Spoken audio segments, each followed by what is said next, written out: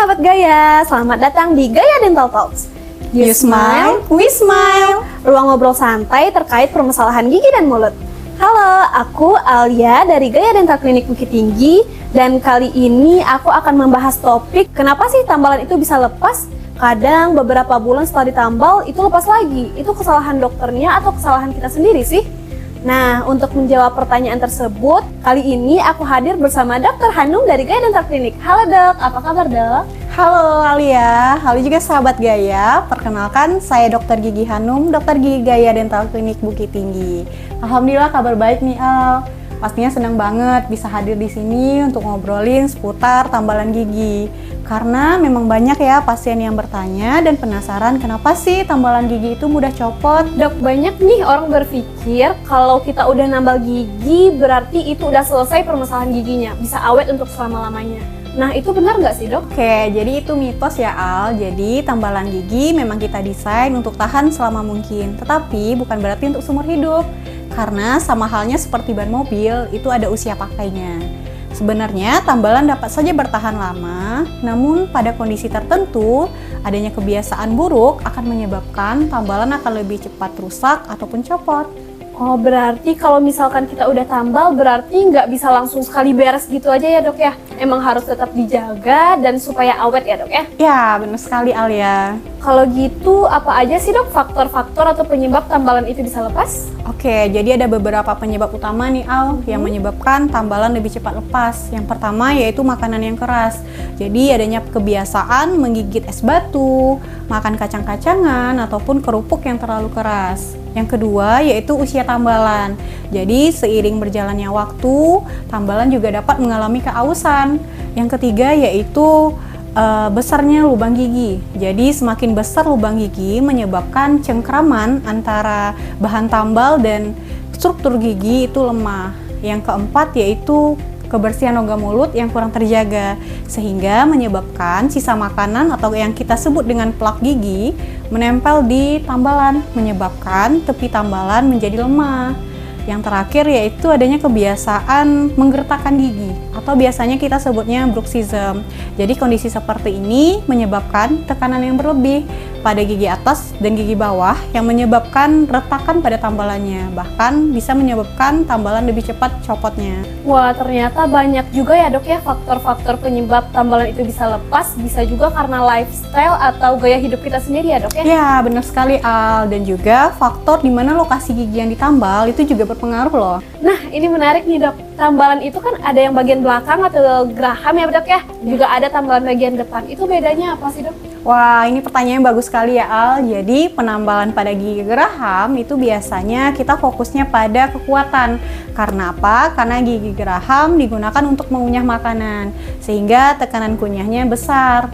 Dan bahan tambal yang dipakai pun akan dipilih yang lebih kokoh, seperti resin komposit khusus atau bahkan menggunakan inlay ataupun onlay. Sedangkan untuk gigi depan atau penambalan estetik itu kita fokusnya pada penampilan, sehingga bahan tambal yang dipilih itu sewarna dengan gigi asli, sehingga akan tampak lebih natural saat tersenyum.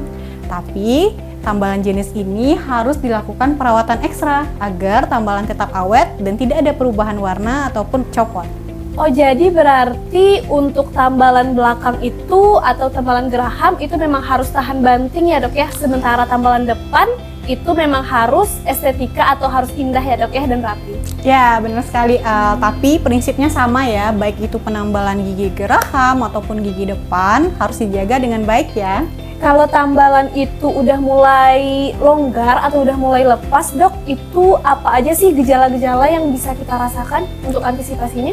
Oke, jadi kalau seandainya tambalan sudah longgar ataupun lepas, biasanya pasien akan merasakan di daerah tambalannya itu terasa kasar ataupun tajam, atau makanan udah sering nyangkut nih di bekas tambalan sebelumnya, atau bisa juga adanya keluhan ngilu ataupun sakit saat makanan. Jadi kondisi seperti ini tidak boleh dibiarkan, harus langsung datang ke dokter gigi untuk melakukan pemeriksaan. Karena jika dibiarkan nanti tambalan lubangnya akan bisa tambah besar atau bahkan lubang gigi berlanjut ke syaraf gigi, sehingga membutuhkan perawatan seperti perawatan saluran akar ataupun pencabutan gigi. Kalau tambalan kita udah lepas nih dok, apa sih yang harus kita lakukan? Oke, kalau kondisi seperti ini wajib langsung datang ke dokter gigi ya. Jangan coba untuk diatasi sendiri, baik itu menggunakan lem atau bahan instan lainnya karena itu berbahaya.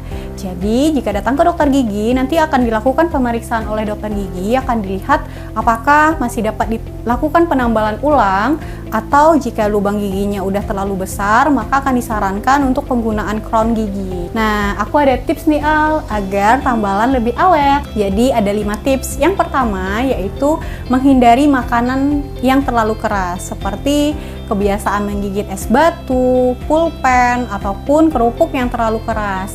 Yang kedua yaitu menjaga kebersihan rongga mulut dengan cara menyikat gigi minimal 2 kali sehari dan penggunaan dental floss atau benang gigi. Yang ketiga yaitu dengan datang rutin ke dokter gigi setiap 6 bulan sekali.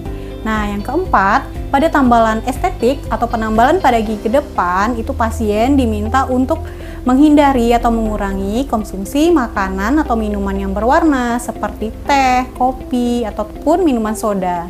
Jadi selain kebersihan, gaya hidup juga berperan penting ya sahabat. Nah sahabat gaya, hari ini kita udah banyak belajar bahwa tambalan gigi itu tidak otomatis awet selamanya ya.